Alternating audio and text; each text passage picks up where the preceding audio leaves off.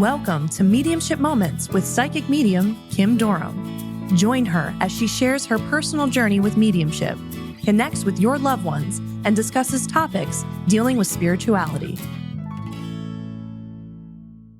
Hi, everybody. Welcome to Mediumship Moments. I'm your host, Kym Durham, psychic medium. And I today wanted to talk about build upon the idea of the cases that I work on. So many of you are so interested in that and what I do and how that comes about and the abilities that I have and that other people have. So I was going to do a 2-part series. Today's the first part of the 4 Claires. You're like, well, who are the Claires? No, they're not my cousins. Although I do have one.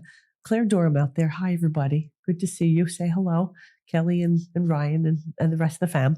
But no, Claire, I want to talk about clairaudient and clairvoyant today. All right.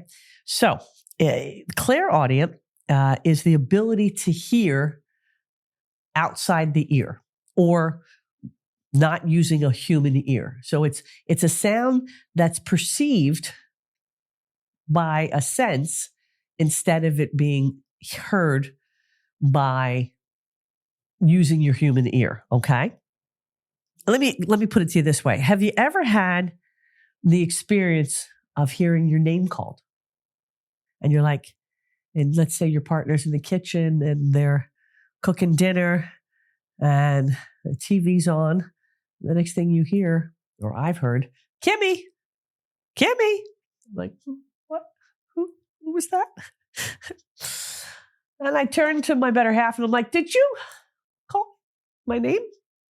Mm-hmm. No, I didn't. Wasn't me. And really, the only person who would call me Kimmy is my family, my brothers, my mom, my dad.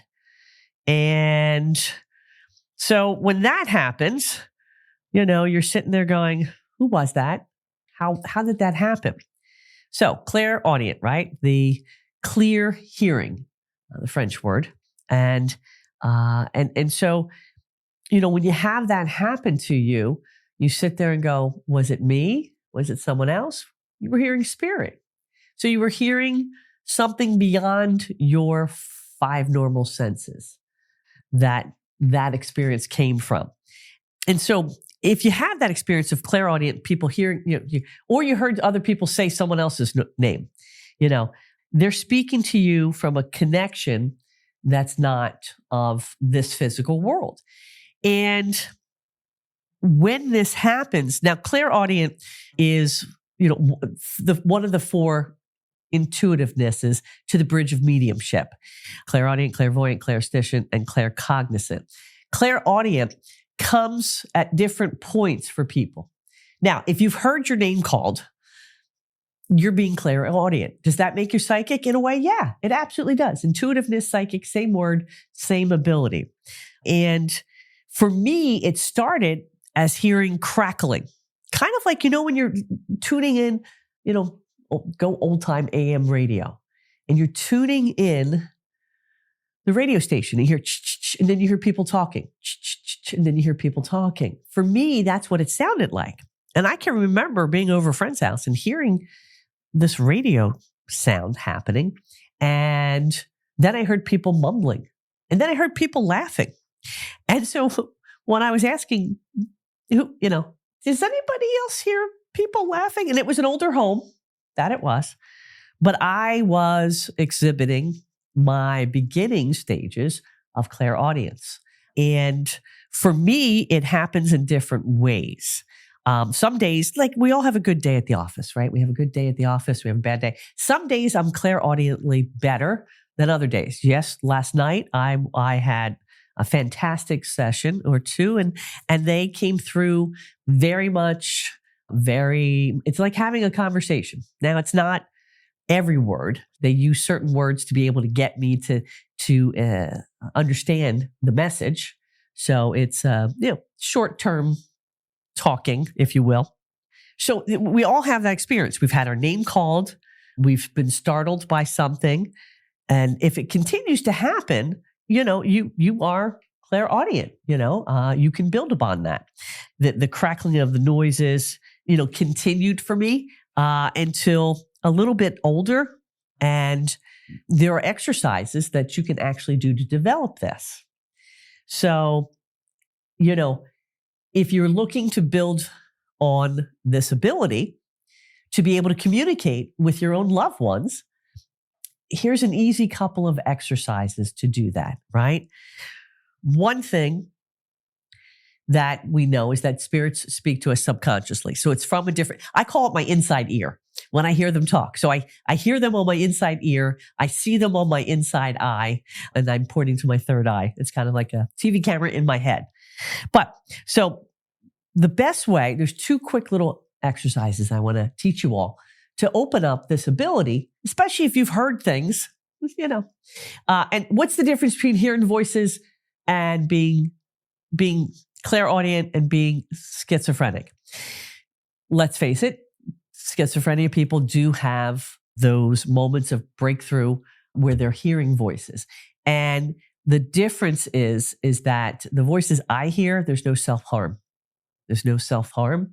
And I can correlate those names and things that I'm being told to the person who's sitting in front of me. So there is a difference.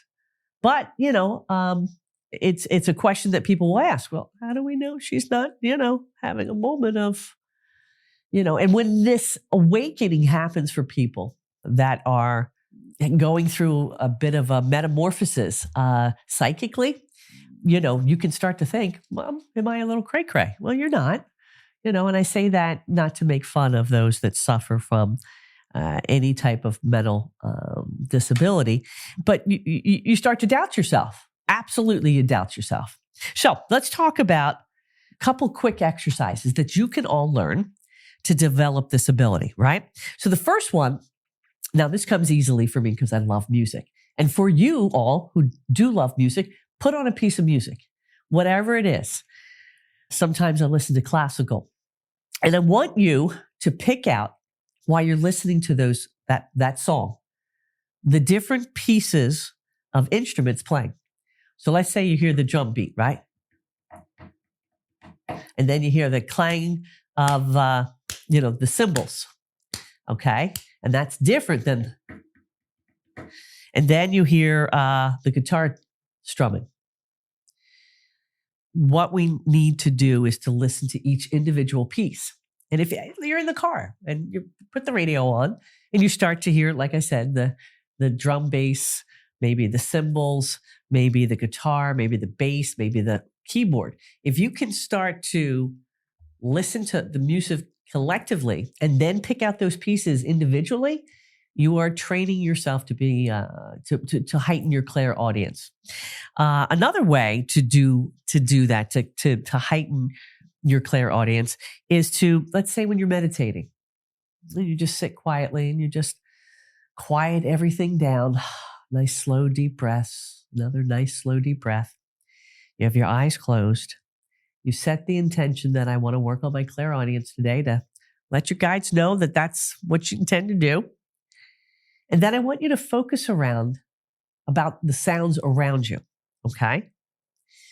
Whether that's you hear, for me, when I did this today, I heard the ticking of the clock in my office, which I really don't hear that often. I really don't. I don't notice it. I heard the closing of a door down the hallway. And I heard the train moving in the distance. So try that. Sit someplace, sit quietly, meditate, just quiet breathing, and then take in the sounds that you hear around your environment. Those are the ways that we can heighten our clairaudience. So, when spirit speaks to me, okay, they obviously use it clairaudiently. One of the ways, I should say. And, when I work on cases, they do just that. Those that have crossed will speak to me clairaudiently. Now, I never take hope away. I've learned far too much in nursing and in this work that I never take the family's hope away. But if a loved one is coming through with information that is relevant to after they crossed, and it's specific to them, how would I know those things? So, but in the same token, it's not about me being right. It's about those that have crossed over, who are missing and have not been heard from and may be presumed to have crossed. They come forward and help me solve their cases. They'll tell me where their body is. They've had me draw maps to give to the authorities or family members to say, look for me here. That happened in a case in Maryland where a young Black woman was kidnapped, was missing, but actually was kidnapped and murdered by an ex-boyfriend. And she came forward in the session with her girlfriend, who I was reading. And this had happened like, I think 6 to 8 months after she was missing. And she came forward in that session and I drew a map of where her body was with her clairaudiently showing me or telling me who did it and where she could be found. And so that's how I use this ability in both working on cases and with working with people who seek my sessions with me. So work on those exercises, see what happens for you, and if that works for you. So that was an example of the case I talked about and how they talk about it. Now, I also wanted to talk about briefly another case that I had worked on, and that was up in Hoboken, New Jersey. Now, when I came to meet the family to help this young man who'd been missing for about a week, I was to meet them at the young man's apartment, and the family was meeting me there. So I came with my assistant and I knocked on the door. When I approached the door, I heard a young man's voice saying to me, ask my brother about the chiropractor, how his neck's doing. I brought him there last week. And I was like, ooh. So that gentleman was giving evidence of something I didn't know, couldn't Google that. And when I asked the brother who I was working with, he absolutely, he first looked shocked, but then commented and did verify that before his brother went missing, he had taken him to his own chiropractor for the brother to get his neck adjusted. So as I wrap up the clairaudience, not everyone has this ability. Everyone is intuitive in some level. And whether you're good at clairaudient, clairvoyant, clairsentient, knowing and feeling, you'll all find a path to use this. You're like, well, why would I want to use this? Well, wouldn't it be nice to hear from your relative? Maybe a happy birthday or I love you or, and not have to come to a medium. I welcome you. And even people who are studying this or just dipping their toe in the intuitive world, because it is a bridge to mediumship. The stronger you are in those 4 clairs, and any given day, I have a good day or bad day with clairaudience. It's, you'll see that in your own practice, ebb and flow.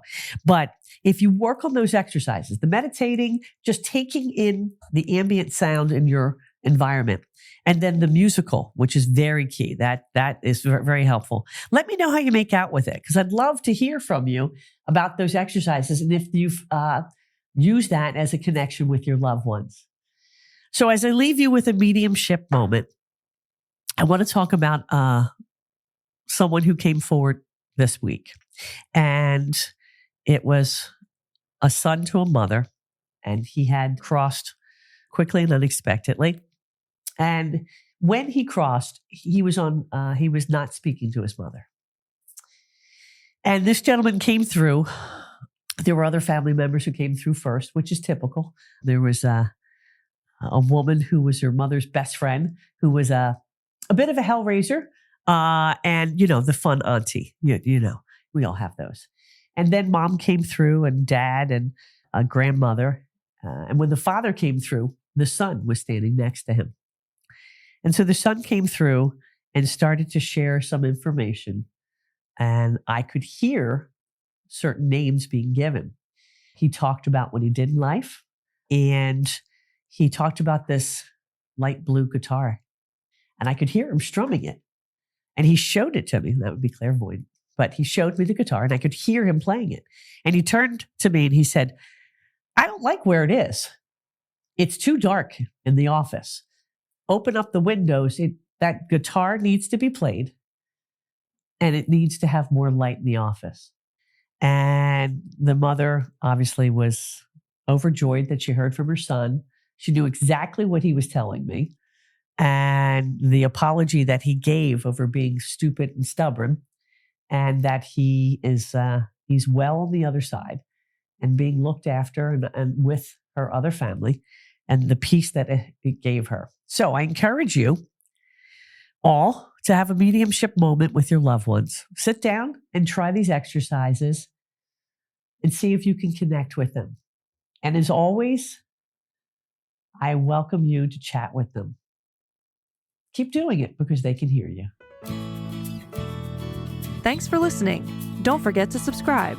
See you next time for another episode of Mediumship Moments. If you enjoyed this episode of Kym's podcast, check her out on Instagram and TikTok at Kym Durham Medium.